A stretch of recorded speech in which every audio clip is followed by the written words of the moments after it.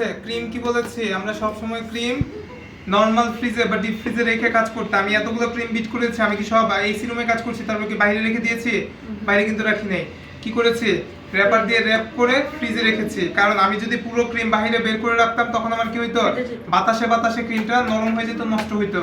আমি যখন হচ্ছে ধরেন 2 থেকে 3 ঘন্টার মধ্যে আমি এটা দিয়ে কাজ করব, তাহলে আমি কি করতে পারবো, এটা এরকম র‍্যাপার দিয়ে র‍্যাপ করে নরমাল ফ্রিজে রাখবো। এর থেকে বেশি সময় ধরে আমি কি করব, ডিপ ফ্রিজিং করব। মানে যদি কাজ করি তাহলে আমরা কি এটাকে এরকম করেই ডিপ ফ্রিজে রেখে দিতে পারবো, বা এয়ারটাইট বক্সের মধ্যে ঢাকনা বন্ধ করে দিই ডিপ ফ্রিজ।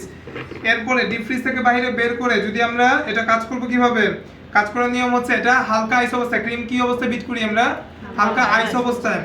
এটাকে আবার কি করতে হবে, ডিপ ফ্রিজের ক্রিমটা বাইরে বের করলে হালকা আইস অবস্থায় আসবে, তখন কি নাড়াচাড়া দিয়ে একটু বিটারে বিট করে তারপরে কাজ করতে পারবো।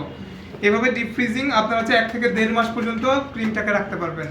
ঠিক আছে, ক্রিম কেক দুইটাই হচ্ছে ডিপ ফ্রিজিং করে ফেলেন, আপনার যখন দরকার জাস্ট নামায় কাজ করেন, শেষ।